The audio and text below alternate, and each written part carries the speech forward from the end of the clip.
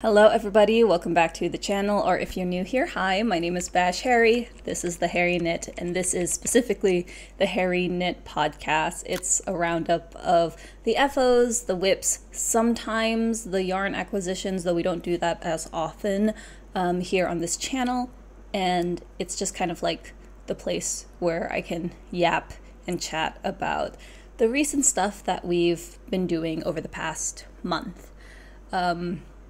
And there has been a lot of stuff that has been going on this month, so I foresee this video to be pretty short, all things considered, at least compared to the previous few podcasts that I've been doing, specifically because I don't think there's anything new on the needles.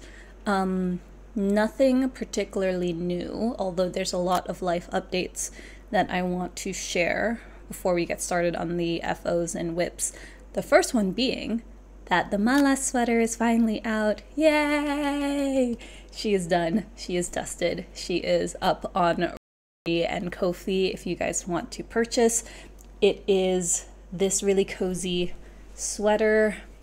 So this one is size 1. I did not knit this myself. It was my friend who test knitted for me, and then I borrowed her sweater so that I could just use it for photos. This one was the original sample, and she has been going back and forth for a very long time. I initially finished her in, I think, December of last year, and then I never got around to grading her, and then I realized I didn't like the sleeves after maybe 6-7 months, redid the sleeves, fixed up the grading, and then I started all over again, and now she's finally out. I am so happy with all the test knitters who did such a great job. I'll leave a link to the Ravelry down below where you could also see their amazing projects. It is available, as I said, on Ravelry and Ko-fi. So I'm really happy with how everything has turned out. Malas means lazy in Bahasa Melayu, and I named it that because last year when I was still at my legal job, I had a former boss call me lazy, and I really took that to heart because I've never been told I was lazy, especially as an adult. And this was also around the time that my grandmother passed, so I was feeling a lot of emotions at that time, and I thought, well, I'm just gonna knit a sweater for the lazy people like me.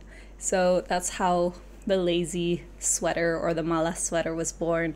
We wanted to make a sweater that was like for cozy, lazy Sundays, and I think this would be really great for people in the winter time. It's using chunky, super bulky weight yarn. This one uses Drops Andes,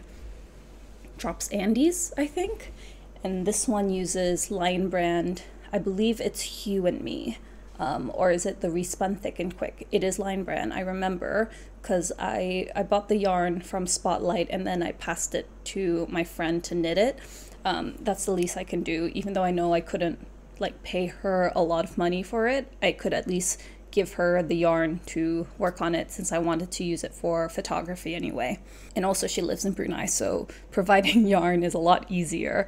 If you don't know anything about shipping in Brunei, shipping abroad is very difficult, but that's a whole other story for a whole other day. I'm going on a tangent. We're talking about the Mala sweater first. So yeah, she is available. I think of her as like the Rehat Sweater's sister. So Rehat Sweater is the one that I released back in, I want to say April, May. She's more for spring, summer, and I wear her the most often. This one is the chunky big sister. She's really, really sweet, really, really fun. And she's now available. She's live on Ravelry and everywhere that you want to buy your sweater patterns. I wanted to mention that briefly before we talk about the rest of the things that have been going on this month, because it's been a very busy month.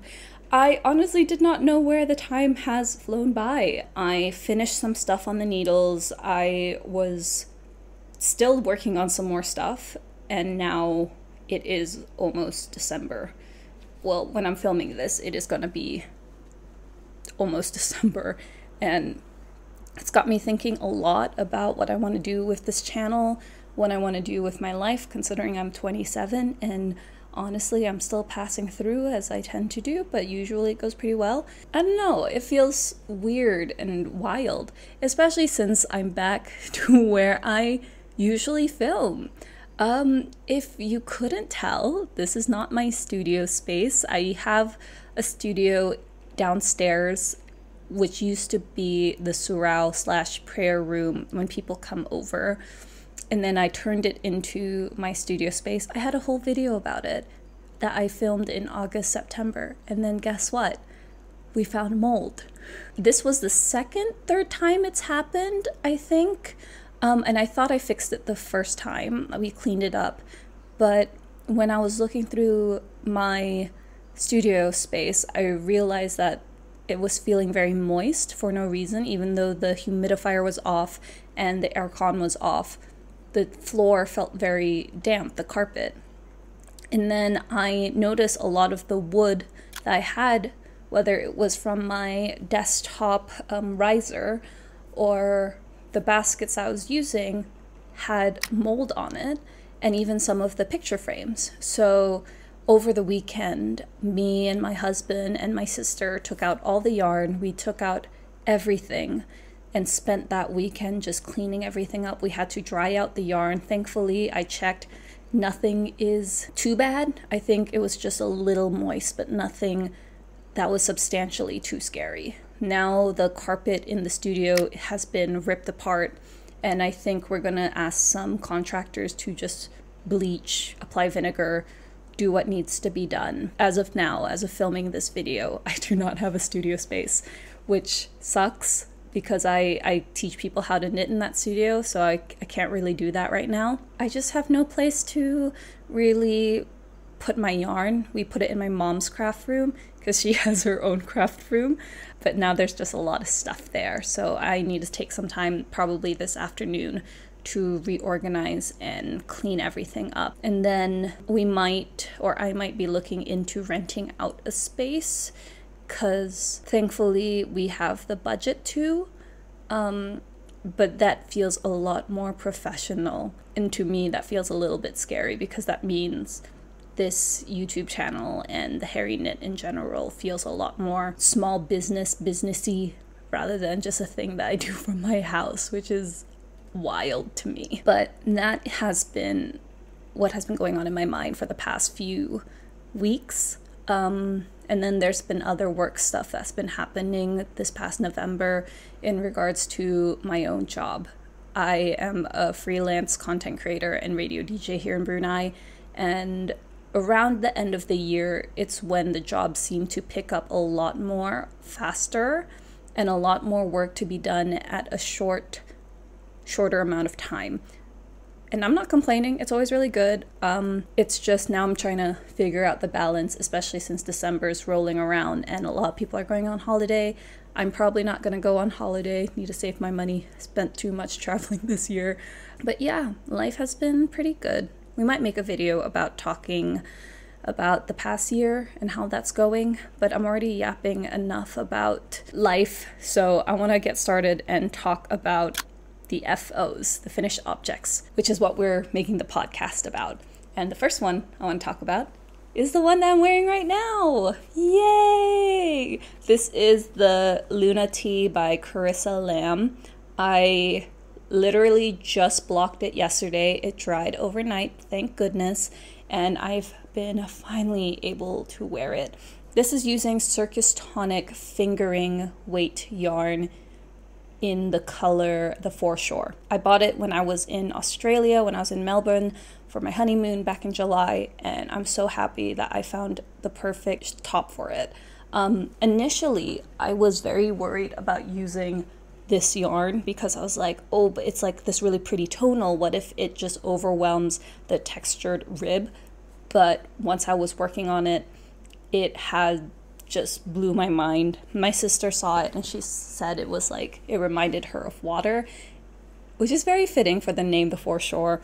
I really enjoyed knitting this up. There was a lot of new things that I learned when making this top. Specifically, I did my first ever 2x2 tubular cast on. I've done a 1x1 tubular cast on. I honestly was quite scared of doing a 2x2, but it was actually not as scary as I thought it would be. Once I figured out how to do the 1x1, the 2x2 was pretty easy, although it's not something I would say you can do while watching TV or you're doing it mindlessly. You definitely have to focus a lot when you're doing the 2x2 because you have to like switch out the ribbing. And then I also learned how to do the broken rib texture, which I really like. It means that the sweater or the top itself isn't really a rib. It's not as fitted. It doesn't stretch. So, and it's not reversible either because it's a broken rib pattern. And it's my first raglan sweater in a very long time. I'm gonna say sweater and top interchangeably. This is a top, all things considered. I also learned how to do Japanese short row shapings for this top as it's recommended in the pattern. I usually do German short rows, but I'll be honest with you, I really enjoy doing the Japanese short rows. It's pretty invisible from the back. And then I also did some helix knitting here because I had 2 skeins of the yarn and I was worried about pooling because I've had that issue before when I'm using yarn, and it's featured prominently in one of the dresses that I've made maybe a few years back. So I was very mindful of the fact that since this was a hand-dyed skein that was an indie make, I knew that that could have been an issue, so I decided to alternate skeins every other row. So after one row, switch, other row, switch. This top, honestly, was a labor of love, and I finished it a lot quicker than I thought I did. I genuinely thought I would have finished it maybe next month. It would have been a next month's FO, and I would have made some little bit of progress, but once I finished the yoke, and once I finished separating the sleeves, it flew by really fast. Also because I decided to do tapered, I don't know if you can see it, but I decided to do a tapered waist, and I also did tapered sleeves. In terms of the pattern itself, I did enjoy it. However, I do wish they put a little bit more information. They only gave maybe the width measurement of the bust, I think the waist shaping calculations, and it is a pattern that is easy to modify. They also do some calculations for you if you wanted a custom waist shaping. However, they didn't really give like the length of the sleeve, for example, or how long the armhole, hem to armhole is. There was a lot of trial and error when it came to this, and I had to put a lot of trust in the pattern, and thankfully it worked out well. But for me personally, I do like it when I know exactly what the measurements are, so that when I'm blocking the sweater or the top, I'm able to block it and fit the measurements. This sweater grew quite a bit when I was blocking it. I think it stretched from 18 inches from here to the bottom to about 20 to 21 inches. So it hit just about my belly button, my waist area, and then it just grew exponentially. The sleeves, I think, stayed about the same, but that's because I blocked it and I kind of knew where I wanted it to go. But yeah, I didn't really do any special shaping or any special bind-offs for the sleeves or the hem.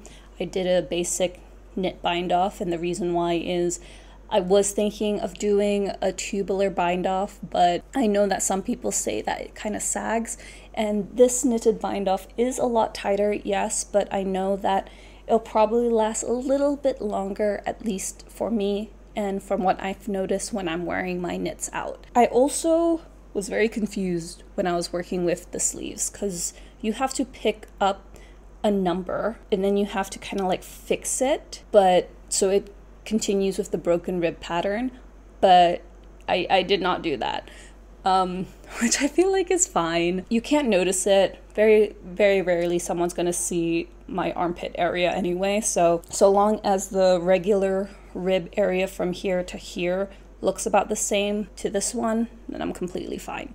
I also did the tapered sleeve a lot more. I think she recommended doing it a certain number of times, but then I felt like it wasn't tapered enough for me. So right after that, I did about 5 or 7 more decreases. So it would be a lot more fitted to my arm. I knitted this in a size 4. Usually I'm a size 2 or 3, but she has a lot of sizes for the people who are trying to knit this. So I decided to go for a size 4 because it fit my bust. It is supposed to be negative ease, but I feel like after blocking, it's actually a lot looser than I thought it would be.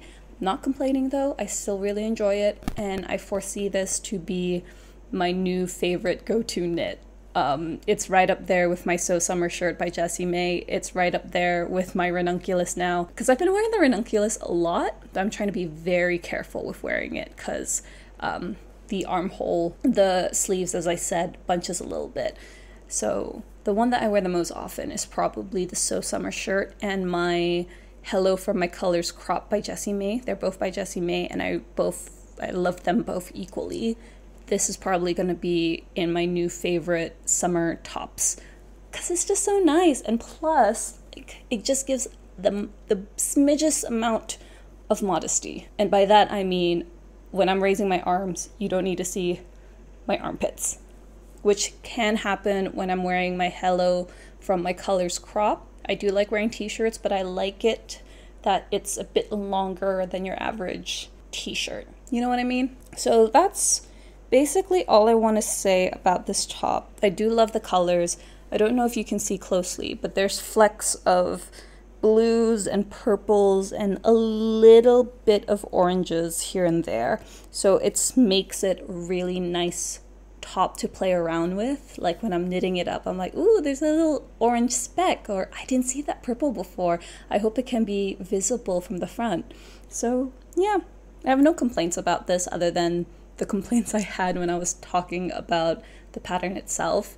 I do like her patterns and I hope to knit some more. She has a really nice cabled vest pattern that I'm tempted to work on, but I already have another cabled vest pattern coming up, so I'm a bit worried about having too many cabled vests.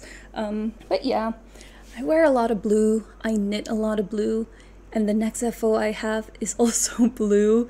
My sister saw these tops and she's like, why do you knit so much blue? I don't know. I like colors, but definitely I have colors that I prefer over others.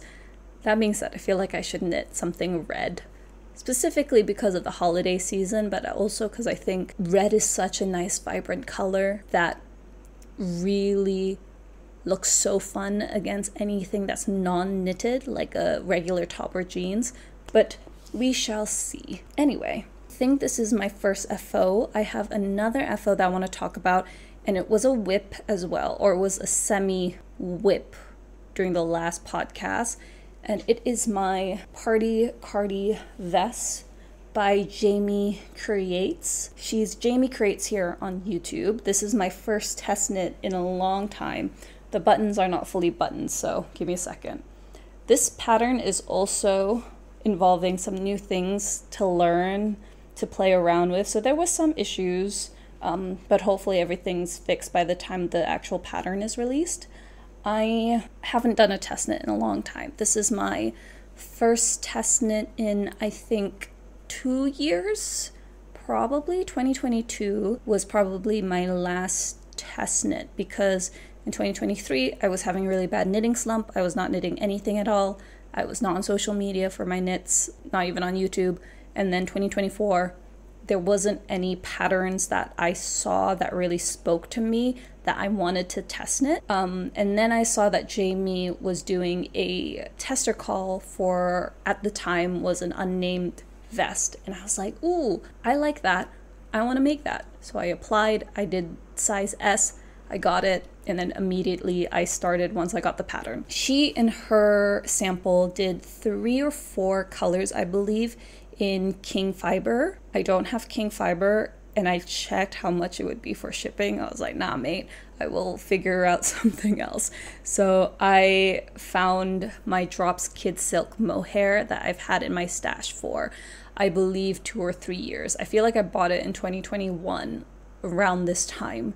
and I've never found a pattern that I particularly liked with the kid silk mohair, because I don't want to use the yarn and hold it together with something else, because that seems like something for heavier weather, like sweaters for the winter. If you wanted to hold a strand of mohair and a DK or Aran weight yarn, it could probably make a really cozy fluffy sweater, but I didn't want to do that. So I realized this sweater would probably be great.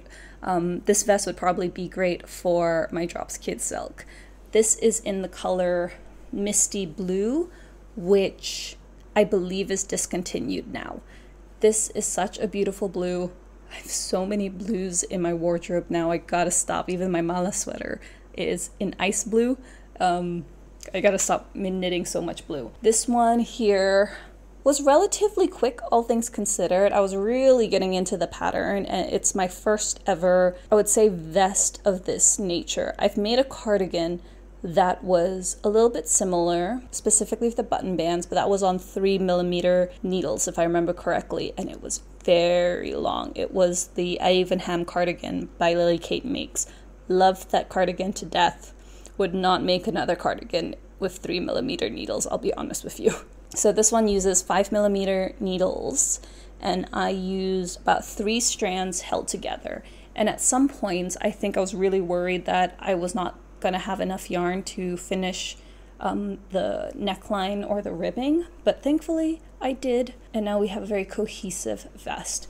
One thing I will say though is, it's very true, Drops Kid Silk is pretty itchy. I was wearing it like right before it was block on bare skin, and it was itching the crap out of me. It was, I didn't like the feel of it. So if I were to wear this, I'm probably going to be wearing it over a t-shirt or something long sleeve, so I feel a lot more comfortable when wearing it. Another thing that I did a little bit differently, and I don't know how much I could say about the pattern yet because it is a test knit. Based on the pattern description, I think I accidentally made one more button here when I wasn't supposed to, but now I have an extra button, but that's okay. It still looks nice. Like, I think it adds just a little bit of zhuzh to my vest. And I also did my very first ever double knitted band. It was confusing at first, I'm not gonna lie. It took some time for me to figure out. It's there, it's done, and I'm actually really enjoying double knitting. I felt like it was a super fun way to learn a new skill. I knew the concept of double knitting, like I knew how to in theory, but I've never actually put it in practice. So now I could finally like tick that off my knitting bucket list.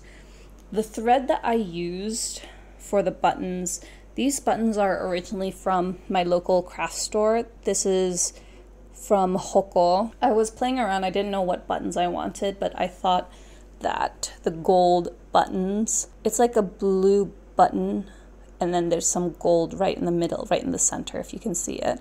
I thought it would look really nice against the blue, like a nice pop of color.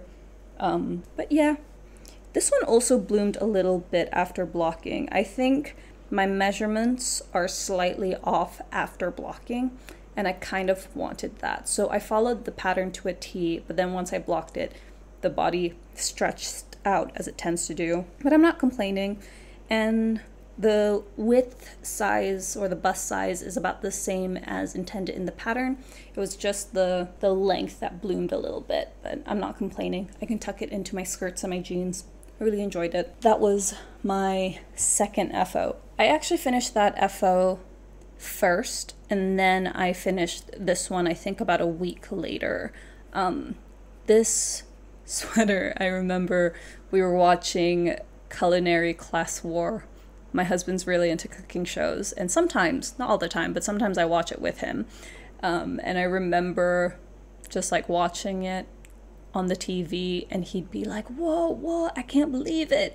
And then I'm there just trying to work on the double knitting or like the broken rib pattern and just getting completely distracted by everything. That is all the FOs that I have.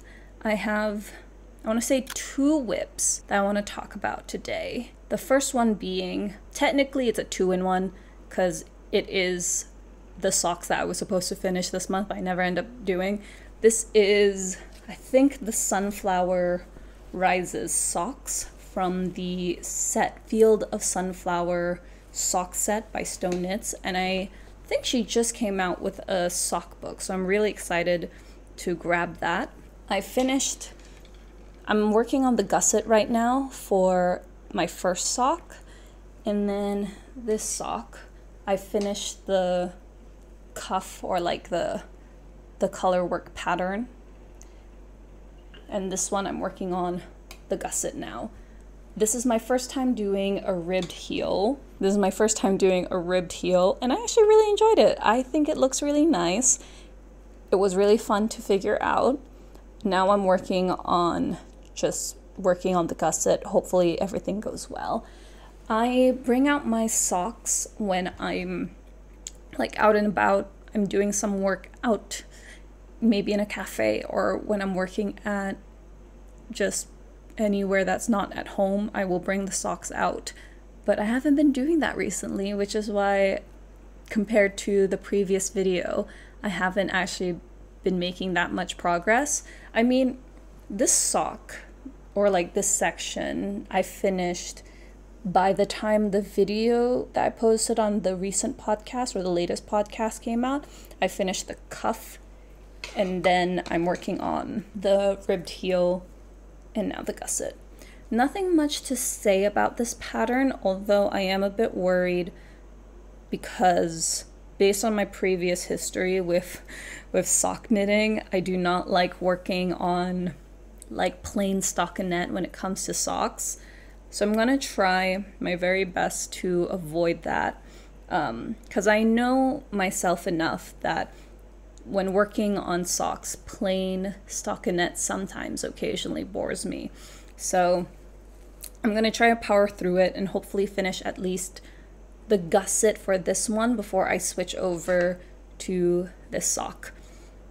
I do this because I don't like doing one sock. I tend to finish it really quickly and then I spend months not doing this sock. So I only have one sock from a pair rather than a pair itself. So that's my little trick for my own brain, to work on things 2 at a time.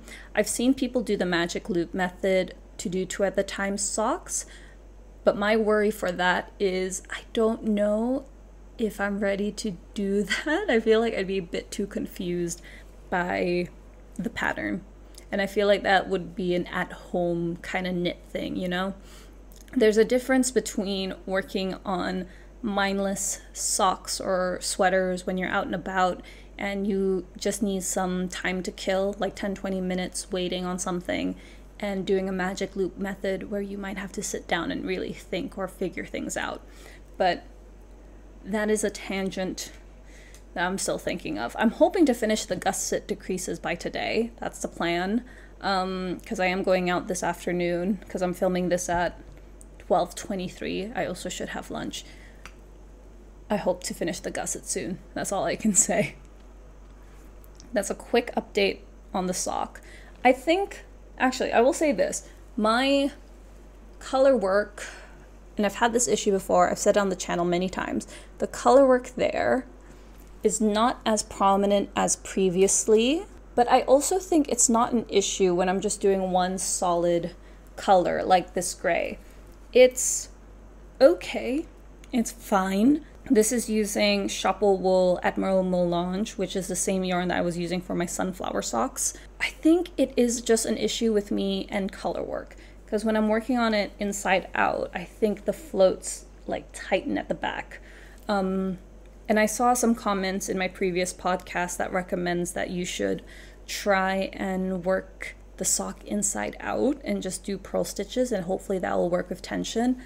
My battery is overheating, but that is some thoughts that I have.